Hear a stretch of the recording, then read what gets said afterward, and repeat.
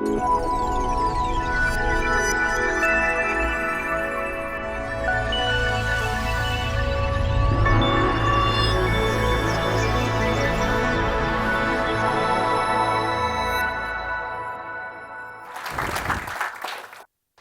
of all, sincere thank you to both David and Matthew. It's a pleasure and an honour to speak at the RSA, one of our great British institutions that isn't failing. So anyway, Red Tory. I mean, it sounds nonsense, doesn't it? You know, you can't be radical, you can't care about the poor, you can't care about those at the bottom half if you're a Tory. If you're a Tory, you're essentially a bastard. You're really only interested in the top 10%, you're only interested in self-interest and vested interest, and you're defending elites against the overwhelming majority. You hold most people in contempt, except from those like yourselves, and those like yourselves, you make sure you elevate, take them to the top, and make sure no one else does. Well, that's the standard interpretation of conservatism, and it may be one that many of you share. But what I want to sort of argue is essentially there's a deep, radical and known conservative tradition, one that is actually pro-poor, is actually pro-society, is actually represents one of the most radical, subversive and good political traditions that we have in this country. In the 18th century, Linda Colley's written a brilliant academic book called In Defiance of Oligarchy, the Tory party, the early part of the 18th century. And I think Colley gets what the best of conservatism is in that. And throughout the 18th and indeed the 19th century, very often the Tories were the defenders of the poor against the Liberals. The great enemies of the poor were the Whigs. It was they who wanted in the 19th century to put the poor into the factories, to dispossess them of their land, to force them through enclosure off the land, out of any sort of reciprocal or autonomous life, into situations where they were subject only to wage labour. And for me, conservatism represents a radical tradition, at least if you look in these centuries, of conservatives, so-called corrupt landowners who refuse to enforce taxation, who refuse to enforce various forms of tolls, or indeed refuse to enforce the penalties that Whig magistrates wanted to enact upon transgressors. And this goes into the 19th century. It's the Tories who are largely, though not exclusively, behind the campaign against slavery. It's the Tories who are part of the so-called Great Awakening, which is when from the pulpit they led social reform throughout the early part of the 19th century. And they campaigned for the reduction of working class hours. They campaigned for working class rights, not least in Disraeli's time, when the second Great Reform Bill was far more radical than anything Gladstone was going to offer. And for me, sort of that's where it went wrong. Because Disraeli never offered a political economy for the poor. He never created a condition where wage labour could in some sense have a stake or a claim on capital, or could in some sense own for itself. And that's why when the radical or the progressive, however you want to frame it, agenda then passed wholly to the left. And that's why you had trade unionism and all that meant. And really, the one-nationism or one-nation Toryism has a bad rep, particularly on the right, because largely what the post-Second World War Tories did was accept the left's version of what an organic society would be: welfare for the poor and the maintenance of order despite class. And so that's why the Tory right hate Macmillan and Heath. And in some sense, you could say Mrs. Thatcher represented the first break with this, the first attempt to create a radical political economy that could enfranchise all. So part of Red Tory is attempting to sort of say what didn't work between Disraeli and Mrs. Thatcher. So let's go to the analysis then. The left has pursued social justice through the state, and I want to argue it hasn't worked. It hasn't saved the poor from their lot. It hasn't created the conditions for increased social mobility. It hasn't delivered. The state, as the proxy for liberation, has not succeeded. The right then came up with the idea of the market, and the market would be the force that broke up the state, broke up the corrupt settlement, and that would deliver for the poor. But the market hasn't succeeded. The market has channeled wealth and power upwards to a top 10%. It's decapitalised the bottom half of society. It's stripped them of capital and got them into ownership via a bubble economics such that there's no other way they can change their situation. Roughly 1/3 of all British people dip below the poverty line every 4 years. 1/3. Over the last 10 years, their lives of the poor, they've actually lost gains, lost income. We're in a capital crisis. But back to the state, we're also in a social crisis. We're also in a situation where loneliness, atomisation and fragmentation are becoming the norm. Now, what seemed to me when I was trying to make sense of all this is there seemed to be something between the two. There seemed to be some sort of harmony and no real difference between the left and the right.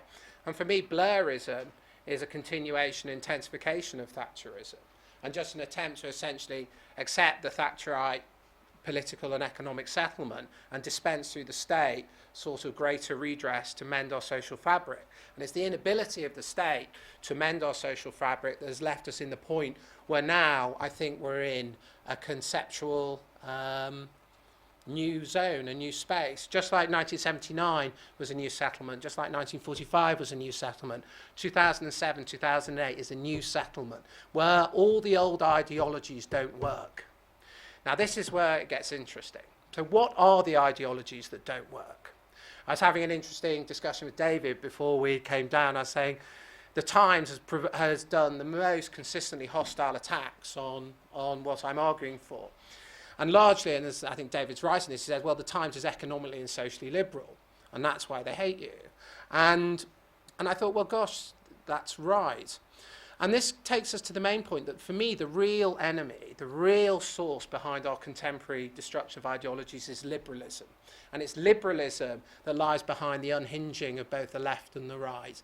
And it's the taking up by the left and the right of liberalism that has essentially meant that neither can deliver on their aims.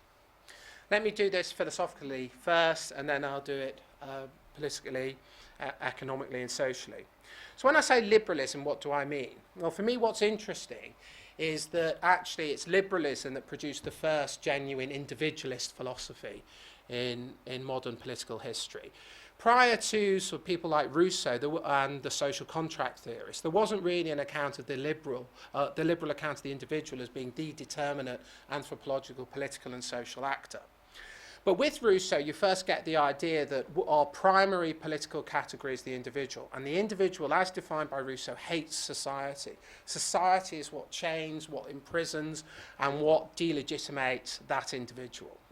Now, if society hates the individual, and if the individual is the primary new political category, how on earth are we to think society, given that there's a reality of other minds, we meet other people?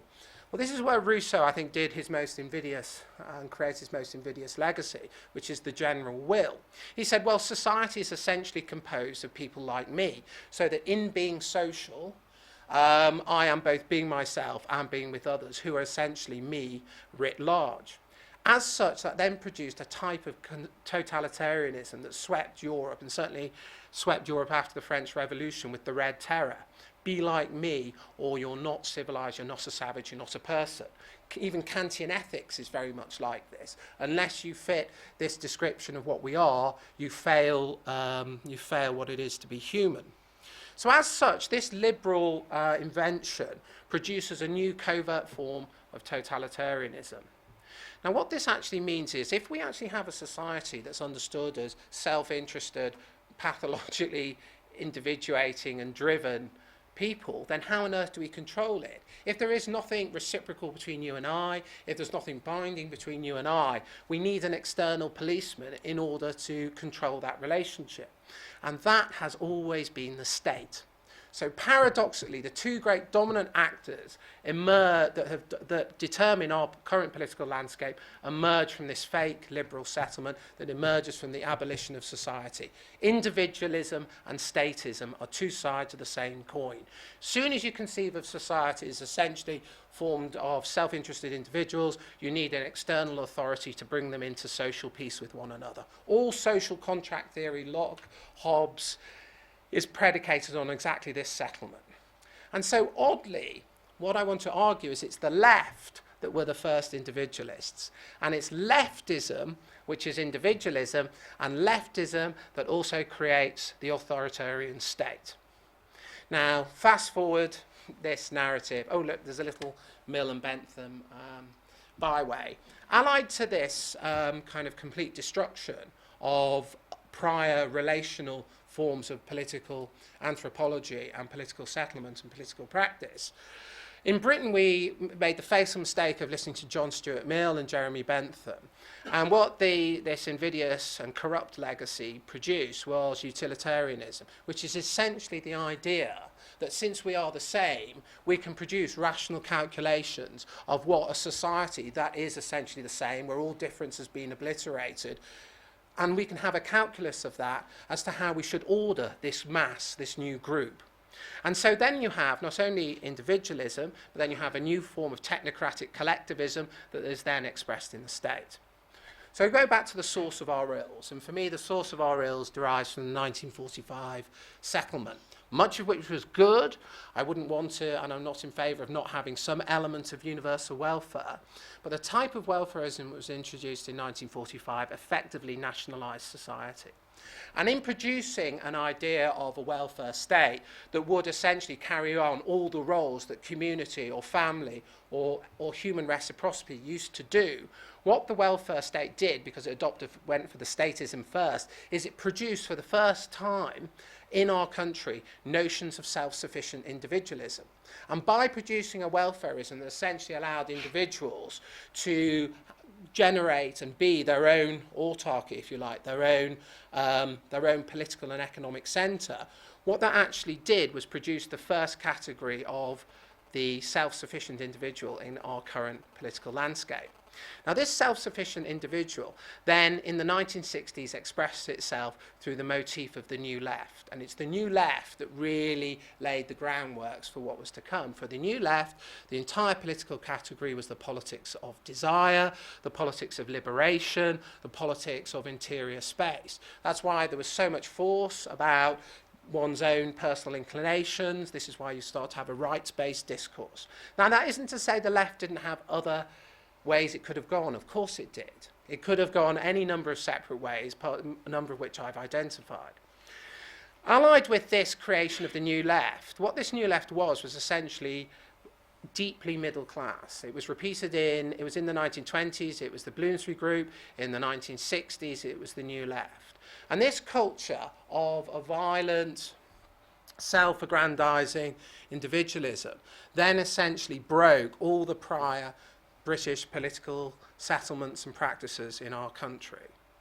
And once that cultural edifice was taken away and delegitimated, this then passed itself on to the right and formed the basis for neoliberal economics, which was then taken up in the 1979 settlement. But it was there in Heath's original manifesto when Heath did his corporatist U-turn. That's what he was never forgiven for. And then we had both social liberalism on the left and economic liberalism on the right. And it's that combination, that fatal combination, and where left and right, in my view, have always been in sympathy and in covert alliance, produced the erasure of all other political forms. Now, that isn't to say other political forms aren't present, of course they are, but this is the political form that becomes hegemonic. This is what rules, this is what governs. And so on the left, you can open any page of The Guardian, and you find social libertarianism writ large as this is what freedom counts for, but we hate economic libertarianism. You open any page of the Daily Telegraph, we believe in the family, we hate one-parent families, but it's really important to have a free market.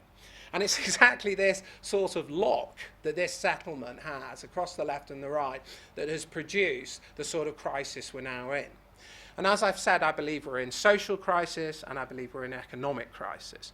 And the economic crisis and social crisis reflects this sort of conceptual settlement.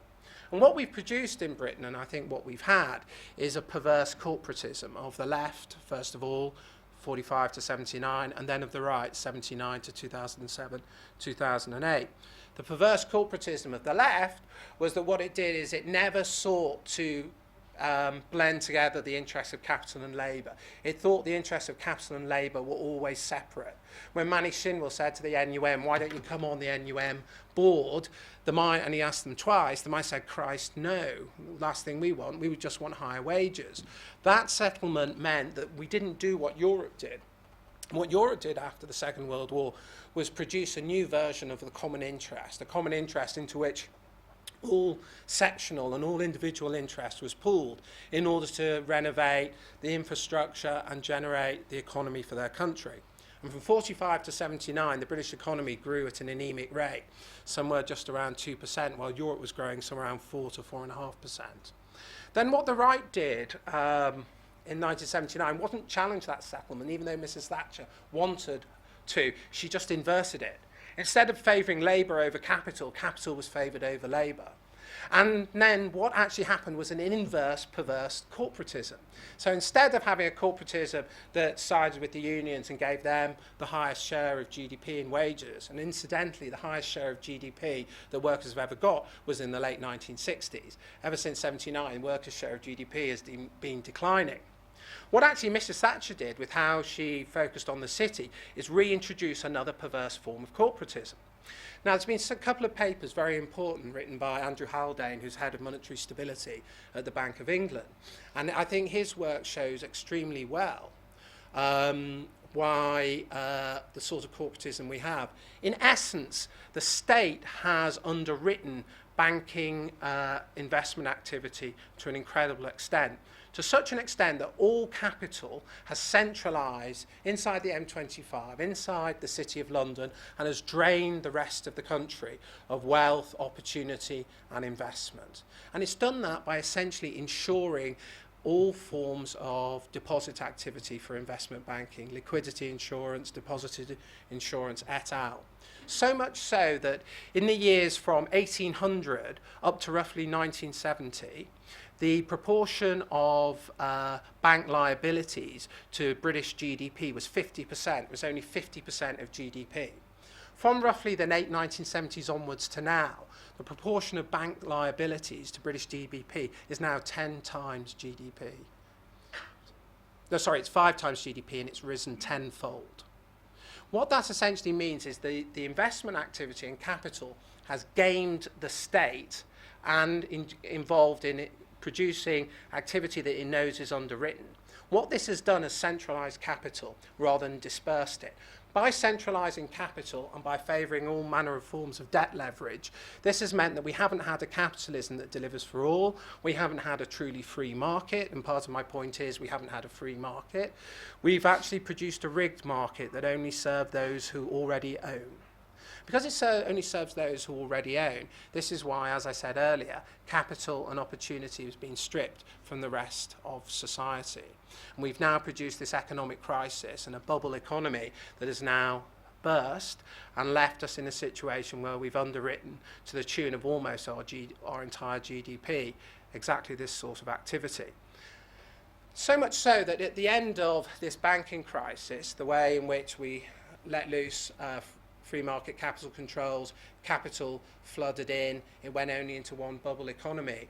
If you add up the entire debt of our public sector, our private sector, and our corporate sector, the whole of British debt, according to a recent McKinsey report, is 468% of GDP. And in the years of deleveraging that the British economy now faces, it could be 10, it could be 15 years. So I want to argue that this paradigm that we've been operating under is no longer sustainable and cannot be restored. And actually that the key element, the key force behind it that's produced both deep social fragmentation, where some 7 million people, according to the Young Foundation, cite loneliness as one of their major problems. millions of people are now living alone, and I differ from David in this. I think that has a real impact on the social capital and the interactions that they have with people. So we have both a social recession and atomization that I think comes from this covert agenda, and we have an economic recession. And now if we're in this position, what can we do about it? And I'm accused that the first paragraph is very pessimistic. There's already mass blogging wars over the first paragraph, which is great.